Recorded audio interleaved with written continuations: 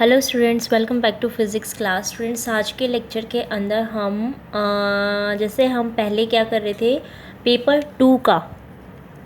Paper two हमारा BSc first year का paper two, जिसके अंदर हम electromagnetic induction and electronic devices हम जो पेपर है वो कर रहे हैं। उसमें फर्स्ट यूनिट के अंदर हमने बच्चों अल्टरनेटिंग करंट और अल्टरनेटिंग ईएमएफ यानी कि एसी सर्किट की एनालिसिस कर रहे थे हम इनकी उस पर। तो हमने रेजिस्टेंस के लिए तो कर लिया था, प्योर रेजिस्टेंस के केस है ना। अब हम क्या करने वाले हैं, प्योर इंडक्टेंस का केस करने वाले हैं, राइट। क्योंकि हमने देखा था कि हमें जो सर्किट्स लेने हैं उनके अंदर कॉम्बिनेशन बनाने पड़ेंगे, आर सी का, आर एल का और सी एल का, और तीनों कंबाइन करके भी हो सकते हैं सीरीज़ में और पैरेलल में। यही था ना, बस इतना ही सिलेबस था। तो इसके अंदर करने के लिए बेटा हमें क्या करना पड़ेगा, इसके अंदर जैसे हमने प्योर रेजिस्टेंस देखा वैसे ही प्योर क्या करना पड़ेगा, इंडक्टेंस और कैपेसिटेंस। हमने सिंपल और कॉम्प्लेक्स एनालिसिस दोनों देखेंगे ताकि ईजी हो जाए उसको करना आपका जब एग्ज़ाम में कॉम्प्लेक्स के लिए आएगा, राइट। तो अगर इस तरीके से हमें करना है तो हम बिना देरी किए फटाफट से स्टार्ट करेंगे। तो आप हेडिंग डाल लीजिए इसके अंदर। फर्स्ट हेडिंग क्या होगी आपकी, यानी कि मेन हेडिंग आपकी इसके लिए होगी कि अल्टरनेट, आई थिंक मैंने लास्ट में आपको फर्स्ट करवाया था ना रेजिस्टेंस के लिए, तो आप इसको सेकंड डाल लीजिए, ठीक है। तो इसको आप जब सेकंड डालोगे तो ये कितना हो जाएगा, alternating current circuit containing pure inductance only. अब आपको क्या करना है बेटा, इसमें प्योर इंडक्टेंस का केस लेके चलना है, ठीक है। तो हम अब पहले सिंपल देख लेते हैं, उसके बाद उसका कॉम्प्लेक्स फॉर्म देखेंगे ताकि वो इजी बन जाए, ठीक है। तो हम अगर इसके अंदर आपका सर्किट देख लेते हैं। सर्किट क्या होगा कि एक हमने इसमें ऑब्वियसली सी बात है इंडक्टेंस ओनली है तो एक कॉइल लगानी पड़ेगी, और इसके साथ हमें एसी सर्किट के अंदर अल्टरनेटिंग ईएमएफ भी देना पड़ेगा, यानी कि एक सोर्स देना पड़ेगा। उस सोर्स को मैंने यहाँ पे लगा दिया, ये हमारा सोर्स हो गया, ठीक है। और ये जो हमने अल्टरनेटिंग सोर्स लगाया है ये हमने ई नॉट साइन ओमेगा टी वाला ही लगा रखा, जो हमने पहले यूज़ कर रखा था वही हमने लगा दिया है। ये हमारा इंडक्टर हो गया, और सपोज हमारा करंट जो है वो यहाँ से ये फ्लो कर रहा है। तो मैंने आपको लास्ट जब हमने रेजिस्टेंस का केस लिया था तब भी कहा था, वहाँ पे किरचॉफ्स वोल्टेज लॉ अप्लाई किया हमने। तो वहाँ पे किरचॉफ वोल्टेज लॉ अप्लाई किया तो ई माइनस में जो वी वहाँ पे उसका रेजिस्टेंस के थ्रू जा रहा था, यानी कि I R is equal to 0। तो वहाँ से I R is equal to E हो गया था, और I is equal to E by R के लिए हमने वहाँ पे उसको अप्लाई कर रखा था, राइट। अब हमें क्या करना पड़ेगा, अगर ये केस लिया हुआ है तो हमने यहाँ पे भी क्या करना पड़ेगा, किरचॉफ वोल्टेज लॉ अप्लाई करना पड़ेगा। और जैसा हमने इलेक्ट्रोमैग्नेटिक इंडक्शन में देखा था कि यहाँ पे इंडक्टेंस के केस के अंदर अगर वहाँ पे आपको वोल्टेज बतानी है तो वो कैसे होगी, आपकी L D I by D T से होगी। लेकिन जिस साइड में हमारा ये करंट पास करता है ये हमारा वहाँ पे उसको क्या करेगा, अभी जैसे क्योंकि ये ऑन स्टेज में है तो वहाँ पे क्या होगा, लॉस होगा। लॉस की वजह से क्या होगा, नेगेटिव साइन आएगा, ठीक है। तो अगर इस तरीके से हमें ये करना है तो हमें जैसे पहले स्टेटमेंट लिखते हैं ना, तो स्टेटमेंट तो इसकी लिखनी ही पड़ेगी। तो स्टेटमेंट क्या लिखेंगे बेटा इसमें, कि हमने क्या लिया हुआ है, एक सोर्स लिया हुआ है अल्टरनेटिंग ईएमएफ, ठीक है। तो लिख लीजिए कि let a source of alternating EMF be connected to a pure inductance L as shown in figure, ठीक है, and instantaneous value of किसकी, वैल्यू ऑफ EMF B कैसे आपकी गिवन होगी, इंस्टेंटेनियस वैल्यू आपकी E is equal to E naught sine omega t से, ठीक है। लेकिन हमें ये पता है कि यहाँ पे तो ये इंडक्टेंस लगा हुआ है। अब इंडक्टेंस के फॉर्म में आपको इसको बताना पड़ेगा। इंडक्टेंस आपने इसका लगाया हुआ तो पता है किरचॉफ्स वोल्टेज का, अगर यहाँ पे di/dt आपका इस उसमें सर्किट में फ्लो कर रहा है तो इंड्यूस्ड ईएमएफ जो इंडक्टेंस होगा वो कितना आएगा यहाँ पे माइनस में LdI/dt। पता है ना, ये हमने इलेक्ट्रोमैग्नेटिक इंडक्शन वाले में भी किया हुआ है। तो आप यहाँ पे वही स्टेटमेंट्स लिखोगे कि लेट di/dt इज़, या फिर सीधा ही लगा दो कि apply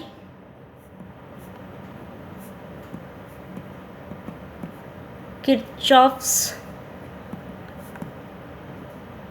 voltage law in circuit. ठीक है, सर्किट के अंदर हमने किरचॉफ्स वोल्टेज लॉ अप्लाई कर दिया। अंडरस्टूड है कि वो वहाँ पे लॉस कर रहा है और फिर इतना सब कुछ आ रहा है। तो अगर किरचॉफ्स वोल्टेज लॉ अप्लाई कर रहे हो तो E माइनस में LdI/dt इज इक्वल टू 0। अगर वो 0 के इक्वल है इसका मतलब E is equal to LdI/dt के इक्वल हो जाएगा। ठीक है, और अगर इसके इक्वल हो रहा है तो हम और क्या लिख सकते हैं कि di इज इक्वल टू किसके इक्वल हो जाएगा, E/L इंटू में dt के। अब E को तो हम अपने E0 उसकी फॉर्म में लिख सकते हैं ना, ये हमारा सोर्स ही तो था is equal to E0 sine omega t. तो हम इसको इसकी फॉर्म में पुट कर देते हैं। इसकी फॉर्म में अगर इसको पुट करेंगे बच्चे तो ये कितना हो जाएगा आपका, ये वाला पूरा स्टेटमेंट di वाला, di कितना हो जाएगा आपका E0 sine omega T divided by L into में dt। अब पता है dt की फॉर्म में तो हमारा साइन ओमेगा टी चेंज होगा ही होगा। ठीक है, तो अब ये di दे रहा था लेकिन हमें तो करंट की डायरेक्शन, करंट चाहिए, ये चेंज इन करंट है इन स्मॉल टाइम dt के अंदर, हमें तो पूरा करंट चाहिए। ठीक है, तो अगर आपको पूरी वैल्यू चाहिए तो इस स्मॉल को d को हटाना होता तो हमें इंटीग्रेशन करना पड़ेगा उसके अंदर, राइट। तो ऑन इंटीग्रेटिंग हमें क्या मिल जाएगा, I is equal to E0/L। तो क्योंकि कांस्टेंट ये dt की फॉर्म में चेंज नहीं होगा, सिर्फ जो चेंज होगा वो साइन के अंदर, क्योंकि टाइम का फंक्शन हो गया सिनुसॉइडल वेव, वही हमारी चेंज होगी। और साइन ओमेगा टी किसके इक्वल होता है, माइनस में कॉस ओमेगा टी, और ओमेगा नीचे आ जाएगा। अगर साइन टी होता तो माइनस कॉस टी लिख देती, लेकिन यहाँ पे ओमेगा है वो एंगुलर वेलोसिटी तो आपकी नीचे ही जाएगी। तो ये कितना हो जाएगा आपका, इसको सॉल्व करके लिख देती हूँ। तो I is equal to minus में ओमेगा नॉट बाय E0/L और cos of omega t by t आपका, सॉरी ओमेगा यहाँ पे हो जाएगा। ठीक है, अब हमें क्या करना है, क्योंकि हम अगर इसको अपने सिनुसॉइडल वेव के साथ कंपेयर करना चाहते हैं तो साइन कॉस ना लिख के हम क्या कर दे, वैसे तो दिख ही रहा है ये साइन में है ये कॉस में है, इसका मतलब 90 डिग्री का तो चेंज आ ही रहा है। तो लीड कर रहा है लैग कर रहा है वो भी नहीं, इससे पता चल रहा है कि इसके आगे ये 90 डिग्री का फेज तो है लेकिन माइनस साइन और आ गया, इसका मतलब करंट लैग कर रहा है कितने से, 90 डिग्री के फेज से। ये यहाँ से एग्जैक्टली पता चल गया। लेकिन जब ड्रॉ करेंगे उसके लिए भी तो हमें इसका पता होना चाहिए ना। तो ड्रॉ करने के लिए इसको भी हम उसी फॉर्म में ही लेके चले जाएंगे। ठीक है, तो इसी फॉर्म में लेके जाना चाहते तो साइन के में तो पता है आपको कॉस को साइन की फॉर्म में कैसे लिख सकते हैं बताओ, 90 माइनस में थीटा करके लिख सकती हूँ ना। तो 90 माइनस थीटा माइनस ऑलरेडी था तो उसको उसके अंदर ही ले लेती हूँ। तो आप करंट को कैसे लिख सकते हैं, E0/L और ओमेगा इसको नीचे ले लेते हैं यहाँ पे। ठीक है, ये कितना हो जाएगा आपका sine of omega t minus में π/2। ठीक है, और आपको पता है ये और कुछ नहीं, ये क्या है आपका पूरा का पूरा करंट I0 ही बता रहा है पीक वैल्यू। तो इसको हम क्या लिखेंगे, I is equal to I0 sine of omega t minus में π/2। ठीक है, और ये ओमेगा L जो है आप जो ये लिख रहे हो बेटा ये और कुछ नहीं बल्कि XL है, जिसको हम बोलते हैं इंडक्टिव रेजिस्टेंस, इंडक्टिव रेजिस्टेंस बोलते हैं। ठीक है, तो इसके अंदर ये जो क्वांटिटी ओमेगा L आई है उसको इंडक्टिव रेजिस्टेंस बोलते हैं। तो यहाँ पे आप इसको XL भी लिख सकते हो। ठीक है, X और L। अब यहाँ पे देखो I is equal to I0 sine omega t minus π/2। तो अगर इसको ड्रॉ करेंगे तो ड्रॉ करने में क्या पता चलेगा आपको, और फिर इसको कैसे रिप्रेजेंट 90 ओमेगा टी माइनस में 90, यानी कि जो भी आप लिख करते इसके अंदर नेगेटिव में तो जाता लेकिन 90 के फेज से और चेंज जाएगा। ठीक है, तो इसका मतलब, या फिर आप जो जो पहले आपका ये फॉर्म था इसी के अकॉर्डिंग ड्रॉ कर लो।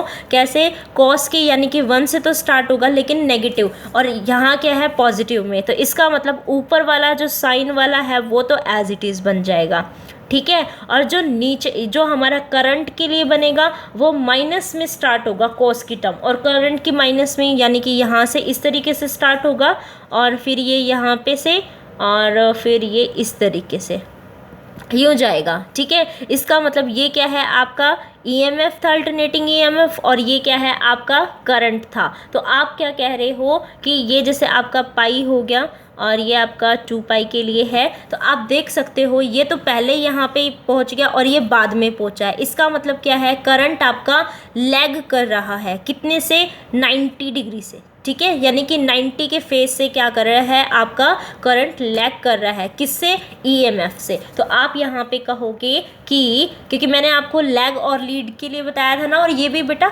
अल्टरनेटिंग जो आप करंट के फॉर्म में लेके चल रहे हो ना, इसी में ही आता है। डायरेक्ट करंट में लैग लीड का कोई रोल नहीं है, वो मैंने आपको बता दिया था वहाँ पे लास्ट लेक्चर जब हुआ था हमारा, ठीक है। तो यहाँ पे आप कहोगे कि जो आपका करंट है, या फिर आप यहाँ पे अल्टरनेटिंग करंट से डिनोट कर सकते हो कि alternating current lag by alternating EMF by π/2 या 90, ठीक है। यहाँ पे π/2 था तो मैंने π/2 लिख दिया, आप कुछ भी बोल सकते हो। और अल्टरनेटिंग ईएमएफ के लिए भी बता सकते हैं कि alternating EMF is lead by alternating current, ठीक है, बाय 90, ठीक है। तो आप लिखोगे कि alternating EMF electromagnetic force lead by alternating current by π/2, ठीक है। तो यहाँ से ये वाला तो आपका आ गया, ठीक है। अब क्या करना है हमें, अब हमें कॉम्प्लेक्स की फॉर्म में इसको बताना पड़ेगा, ठीक है। अभी तो हमने ये सिंपल बताया है, अब हम क्या करेंगे, इसको कॉम्प्लेक्स की फॉर्म में बताएंगे। तो कॉम्प्लेक्स की फॉर्म में करने के लिए रेडी हो जाइए। चलिए हम पेज को टर्न कर लेते हैं। अब आप सेकंड पार्ट डाल लीजिए, सेकंड टॉपिक का सेकंड टाइप की एसी सर्किट की एनालिसिस कर रहे हैं बाय प्योर इंडक्टेंस ओनली, लेकिन किसके अंदर, इमेजनरी, या फिर आप बोल सकते हो जे ऑपरेटर, या फिर आप बोल सकते हो कॉम्प्लेक्स नंबर की फॉर्म में, ठीक है। तो ये आपने हेडिंग डालनी है। अब यहाँ पे क्या, सर्किट तो वही रहेगा हमारा, सर्किट वही रहेगा हमारा, ठीक है। तो अब सर्किट वही है तो चीज़ें भी तो वही लिखनी पड़ेंगी। तो आप क्या लिखोगे कि let a source of alternating EMF given by E is equal to E naught e की power j omega t is, या B connected to a pure inductance L, ठीक है। then applying Kirchhoff's voltage law, या फिर आप बोल सकते हो कि if the rate of change of current in the circuit, जो हमारा वो था उसमें di/dt था, तो जो इंड्यूस्ड ईएमएफ हो रहा था वो L/dt था, तो हमारा जो सर्किट था उसकी वजह से हमारा वो कितना आ गया, ठीक है। तो अगर ये इतना है तो आप वही लिख दीजिए कि अप्लाइंग किरचॉफ्स वोल्टेज लॉ, हम वही अप्लाई कर रहे हैं। तो हमारे पास L/di/dt इस एक माइनस में E इज इक्वल टू 0 वो आना था, तो मैंने इधर E कर दिया था, और E को हम E नॉट e की पावर j ओमेगा t लिख रहे हैं, ठीक है। E को ये लिख रहे हैं, तो आपको पता है चीज़ तो वही सारी आनी है। तो वहाँ पे क्या करंट ही तो निकाल रहे थे, तो di/dt कितनी हो जाएगी, E not by L e की पावर j ओमेगा t, और dt को यहाँ से हटा के ना मैं यहाँ लिख देती हूँ, ठीक है। तो इंटीग्रेट करना ईजी हो जाएगा। वही वहाँ पे भी हमें करंट चाहिए था, तो ऑन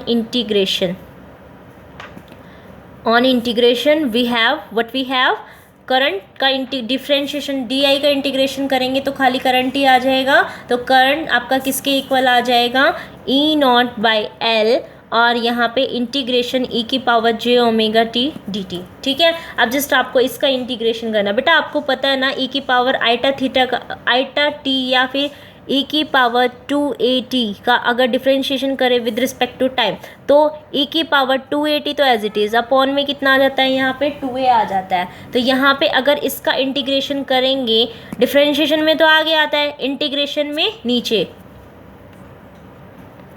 तो देखो यहाँ पे हम इसको क्या लिखेंगे, ई नॉट बाई एल ई की power J omega T divided by कितना हो जाएगा, जे ओमेगा। ठीक है, तो अब हमें वही फॉर्म इसकी लेके आनी थी और ये तो नीचे इमेजनरी में आ रहा है। तो हम एक काम करते हैं, जे की मल्टीप्लाई भी कर देते हैं और जे से डिवाइड करेंगे तो स्क्वायर आ जाएगा। आपको तो पता ही है आइटा स्क्वायर कितना होता है, -1। तो इसका मतलब माइनस साइन आगे आएगा, इसका मतलब minus E not by L और ये एक कॉम्प्लेक्स आ गया ई की पावर जे ओमेगा टी यहाँ पे हो जाएगा। ठीक है, तो अब यहाँ से हमारे पास क्या फॉर्म आ गई आपकी, माइनस में E naught j by L E की पावर ओमेगा टी। ठीक है, तो और यहाँ पे ओमेगा भी तो था सच्ची। ठीक है, तो अब ये तो पता ही है, हमने लास्ट में देखा था ई नॉट अपॉन में ओमेगा एल और कुछ नहीं, हमारा मैक्सिमम जो peak value of the AC circuit के अंदर मतलब एसी उसका था, अल्टरनेटिंग करंट था सर्किट के अंदर, वही होता है। तो ये कितना हो जाएगा, आई इज इक्वल टू माइनस में जे आई नॉट ई की पावर जे ओमेगा टी। ठीक है, तो अब यहाँ मैंने बताया था ना आपको, अगर हम किसी भी उसको माइनस जे से उससे मल्टीप्लाई करते तो वो 90 डिग्री के उससे शिफ्ट हो जाता है। ठीक है, इसका मतलब ये क्या हो रहा है, 90 डिग्री से शिफ्ट हो जाएगा। ठीक है, तो अब यहाँ पे ये तो पता चल गया, आई नोट इसको लिख रहे हैं। तो माइनस जे को रिप्रेजेंट कैसे कर सकते हैं, तो माइनस जे कैसे रिप्रेजेंट होगा, यानी देखो कोस ई की पावर आइटा जो भी होता है, ठीक है, तो वो कॉस ऑफ थीटा प्लस में आइटा साइन थीटा इस तरीके से होता है। ठीक है, तो अब हमें माइनस जे अगर लेके आना है तो इसका मतलब क्या हुआ, माइनस जे तभी हो सकता है जब ये तो क्या हो जाए, ये तो आई ना, ठीक है, और इसकी वैल्यू नेगेटिव में आ जाए। नेगेटिव में लेके आने के लिए यानी कि माइनस आइटा कब आएगा, जब ये तो हो जाए 0, 0 तो 90 पे ही होगा और इसको -90 ले लेती हूँ तो माइनस तो मेरा बाहर आ जाएगा और ये आइटा का आइटा रह जाएगा। तो यानी कि माइनस जे लेके आना है तो cos π/2 प्लस में आपका क्या कर सकते हो, या फिर प्लस में अगर एंगल सेम लेना तो यहाँ पे माइनस का जे cos ऑफ साइन ऑफ π/2 आप लिख सकते हो। ठीक है, तो अगर इस तरीके से लिख रहे हो तो sine cos theta plus iota sine theta is e की पावर आइटा थीटा। तो ये कितना हो गया, तो ये कितना हो जाएगा, यहाँ माइनस है तो वो ई की पावर माइनस थीटा हो जाएगा और थीटा कितना है बेटा π/2। तो यानी कि इसको क्या लिख सकते हैं, ई की पावर माइनस में जे π/2। क्लियर है नहीं आपको इतना। ठीक है, अब अगर ये इतना हो सकता है तो इस वैल्यू जो हमारा ये निकला था ना बेटा, इसके अंदर हम इस जे की वैल्यू को क्या कर देते हैं, पुट कर देते हैं। ठीक है, तो इसके अंदर अगर इस जे की वैल्यू को मैं पुट करूँगी, इसके अंदर इस जे की वैल्यू को पुट करूँगी तो ये आई इज इक्वल टू कितना हो जाएगा, आई नॉट और ई की पावर जे ओमेगा टी इंटू में ई की पावर माइनस में जे π/2। लेकिन बेटा एक चीज़ देखो, यहाँ बेस सेम है, पावर ऐड में भी जे कॉमन है तो बाहर निकल जाएगा। तो इसको क्या लिखूँगी, आई नॉट ई की पावर जे ये ओमेगा टी माइनस में π/2। तो यहाँ से भी आपको क्या पता चल रहा है कि प्योर आपका जो अल्टरनेटिंग करंट है इसके अंदर वो lags behind the EMF by π/2। ठीक है, तो from this equation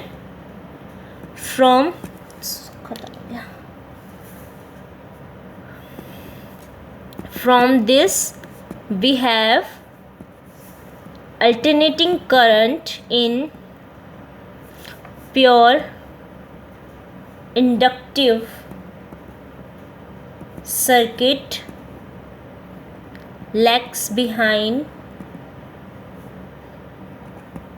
the EMF by π/2।